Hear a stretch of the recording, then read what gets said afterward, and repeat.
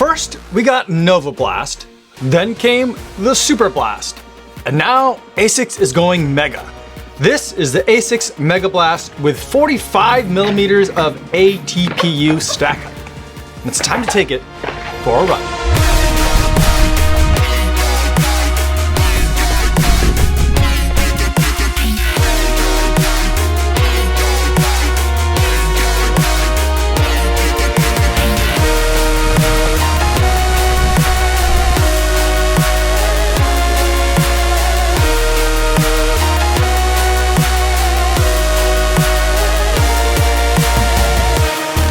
Yo, what's going on? My name is Kafuzi and I'm a non-elite runner who reviews running shoes here on YouTube. And today I want to talk to you guys all about the ASICS Megablast. But before I give you my thoughts on this shoe, I do want to go over some disclosures. This is a pair of shoes that was sent to me for the purpose of review, so I didn't have to pay for these shoes. However, nobody's paying me to make this video or to include their brand in this video, and no one's going to get a chance to preview any of my footage or my thoughts before you guys get a chance to see this video on YouTube. So with that disclosure out of the way, let's start talking about the ASICS Megablast, and let's start with the specs. This is a 45 millimeter stack height shoe with an 8 millimeter drop, giving us 37 millimeters of stack height in the forefoot. And in this shoe, we've got nothing but a new foam from ASICS called FF Turbo Squared. This is an aTPU midsole foam, and we've seen ASICS use aTPU before. We've seen it in the Metaspeed Sky Tokyo, Edge Tokyo, and we're seeing it now in the Metaspeed Ray. But even though those shoes and this shoe are all using aTPU, because of the ways that those foams are set up, even though they all have the same kind of chemical compound name, the experiences are different, and so they're giving them two separate names to kind of make sure that the end user is clear on what kind of experience to expect. Now, protecting all this foam, we have a outsole pattern that is reminiscent of what we saw last year in the Superblast 2, but there's even less surface area coverage of rubber, so that's going to help keep the weight down, but they are using all ASICS grip. Moving to the upper, we have a two-tone pattern that reminds me a lot of the two-tone pattern that we saw on the original Superblast version 1, but the materials here are thankfully slightly different. The material is a lot thinner and much more breathable than material we saw on Superblast version 1. The tongue is gusseted but nice and thin. And then we do have an ample amount of padding in the back of the shoe, and that's finished with a little bit of what feels like micro suede that ends in a pull tab at the back of the shoe. We've got those ribbon laces in here to make sure everything stays nice and tidy as you are going on your runs. This shoe comes in at a stated weight of 230 grams or just over 8 ounces for a reference size US men's 9. But when I weighed my US men's size 9 shoe, mine came in significantly lighter. My shoe came in at 222 grams or 7.8 ounces. In other words, it's lighter than an Adidas Evo SL.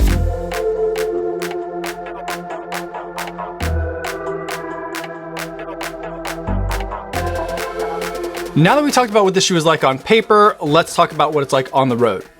I have absolutely been loving aTPU shoes, and the Megablast is no exception. There's a great amount of cushion in this shoe. There's a great amount of bounciness in this shoe. At easy paces for me, this shoe feels like an excellent max cushion option, but the shoe also really loves to pick up the pace. There's a really fun bounciness and pinginess to the midsole foam that's in this shoe, and combined with the lightness of the shoe, it makes it very easy to want to go faster.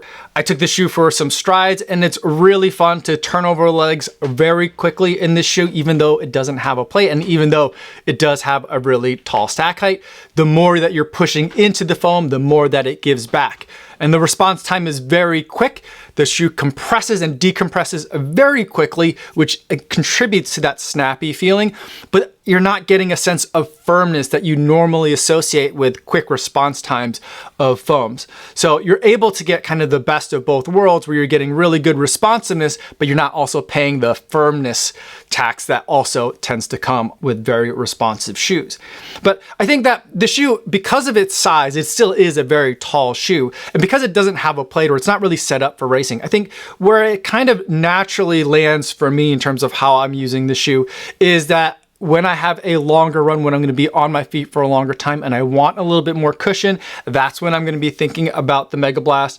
And especially because it does like to pick up the pace, those long runs where I do have some workout miles in there, whether they're half marathon effort miles, or maybe even just some up-tempo miles a little bit faster than easy, that's where I feel like this shoe really shines because it's comfortable to be in for a really long period of time, but the foam becomes so lively when you're running faster that it makes those long run faster miles flow by so pleasantly.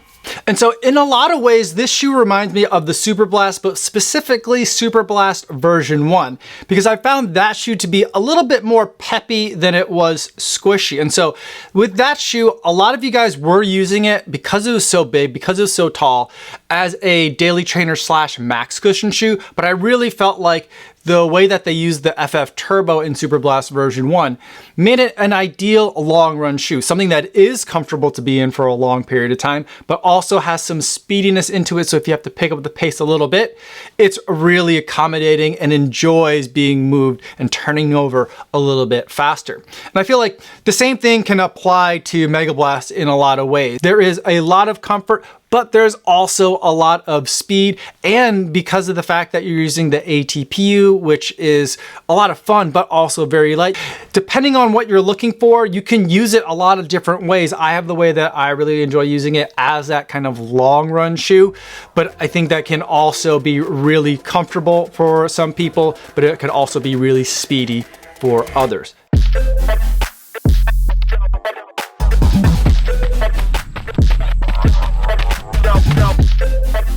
Now, before we wrap up this video, let's take a moment to see where the Megablast fits in relation to other shoes in the ASICS family. Now, the Megablast is part of the Novablast family of shoes. This was the original kind of bouncy shoe. This was the first blast shoe that ASICS made. This is Novablast version 5. This came out November of last year. So it's been less than a year that this shoe has been out.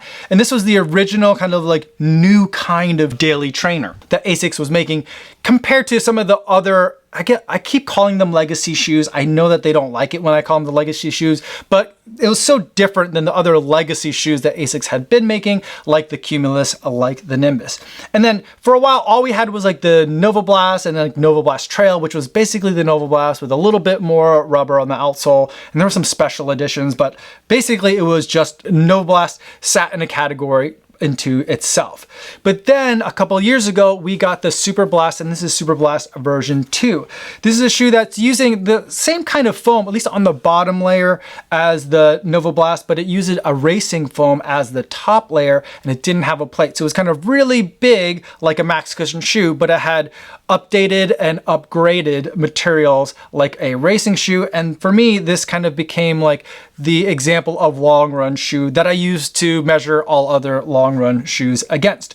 But the thing with version 2 of the Superblast is that with the switch to FF Turbo Plus, this shoe got a little bit softer. And I think that's where Megablast really comes in. With the all aTPU midsole, we're bringing a lot of that bounce back, and it's become even lighter, especially with the lighter upper and the stripped down outsole that they're using on this shoe. The shoe is about bounce, the shoe is about lightness. This is the bounciest, lightest shoe in the Novablast family. And I'm gonna put this on this side of the max cushion shoe as the long run shoe. Now, on the speedier side of the spectrum, faster than the Novablast is another brand new shoe. I haven't reviewed it yet. I've just started running in it and began my testing in it, but this is the Sonic Blast. And so it kind of has a lot of design cues that harken back to the original Novablast, but it's using aTPU or the FF Turbo Squared as a top layer. At the bottom layer, they're using FF Blast Max, which is the material that's in the Novablast. And in between these two layers, there's a partial plastic plate in there. And so this is going to be a shoe that's intended for some speedier work. For those of you who have been kind of always asking for that Novablast with a plate, it's not quite as simple as taking a Novablast, chopping the midsole in half, stuffing a plate in there and calling it a day. But pretty much for those of you who've been asking for that plated Novablast experience, that's really what they're trying to deliver with the Sonic Blast. And that's supposed to be a bit speedier shoe, has a very aggressive rocker up front. So this is the new Blast family of shoes. For me, these are the much more exciting shoes, the shoes that really appeal to me and the kinds of running that I do that's coming out from ASICS.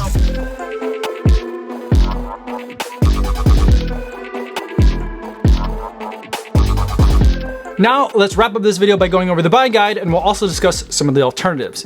The Megablast is the lightest and the bounciest of all the Blast shoes, and it is an excellent example of a cushioned daily trainer that I think is pretty much ideally suited for long runs.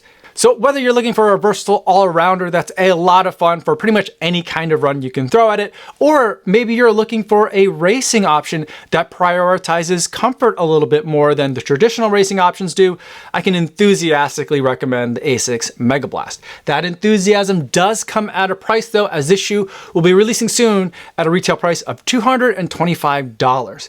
I do think that the shoe is very similar to ASICS Superblast version 1, but I don't think you can really find that shoe anymore. That shoe was really hard to find to begin with when it was originally released anyway. So you can go with the Superblast version 2, and while I do think that is an excellent running shoe, when comparing the Superblast version 2 and the Megablast, the way that I would differentiate them is that the Superblast 2 is a little bit more of a comfort priority, and the Megablast is a little bit more of a bouncy, speedy priority in the way that the two shoes are set up. And you aren't really saving that much money by going to the Superblast version 2, as that shoe is still $200. Now let's take a look at what the rest of the competition has to offer to see where the pricing stacks up.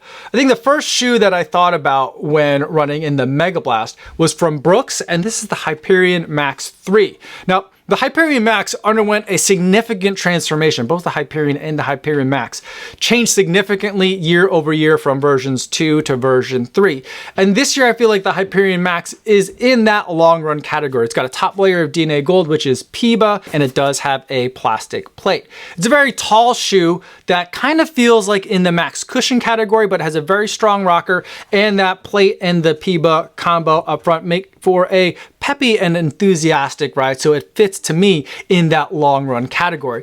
The difference between these two shoes is the weight. The Hyperion Max 3 is much heavier than the Megablast is, and I feel like the dynamics of these two shoes is really quite different. Where the Megablast is a very quick responding shoe, it compresses quickly and also decompresses quickly. I feel like there's almost like a delayed response in terms of the way that the shoe compresses and then decompresses in the Hyperion Max 3. There's also that really significant rocker up front, so if you are a fan of aggressive rocker geometries, then I feel like the Hyperion Max 3 might work for you. But if you run more like I do and you tend to like the shoes that I like more, I think that I'm going to be recommending the Megablast. The Hyperion Max is cheaper than the Megablast, but it's still a lot of money at $200.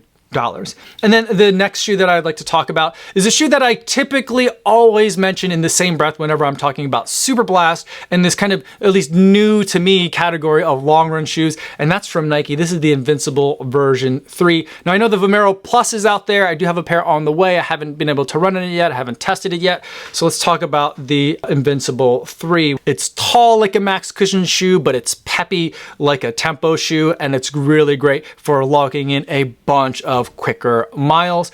Comparing these two shoes, it really is an example of how quickly technology can change, because the Invincible 3 is only like 2.5 years old at this point. It has been a while since it has been updated, but there's already so much difference in terms of what I think was one of the best long run shoes and what I think now is one of the best long run shoes on the market. In comparison, running in these two shoes, like one after the other, the Invincible 3 feels a lot more flat. It doesn't feel quite as dynamic. It doesn't feel like I'm getting as much compression. It doesn't feel like I'm getting as much decompression. And so it's a more stable experience, but it also feels a lot more firm than the experience that I'm getting in the Megablast. That shoe normally retails at $180, but because it has been out for a while and because the Vomero Plus, which is going to be taking over and replacing the Invincible in the Nike lineup, is now out, you can find that shoe at a pretty substantial discount. I was able to find it for $144 in my size, so a substantial savings over the Megablast. So those are my thoughts on the ASICS Megablast. Let me know if you have any questions about this shoe or any of the shoes that I talked about in the comments down below, or better yet, stop by the live stream that I do Mondays and Thursdays over on the Kofuzi Run Club channel. I love to answer any shoe questions you have over there in the chat. That's all I have for today, everybody. Thanks so much for making it all the way to the end of this video. Hopefully you guys are staying safe out there on your runs, and I will see you in the next one. Yo, what's going on?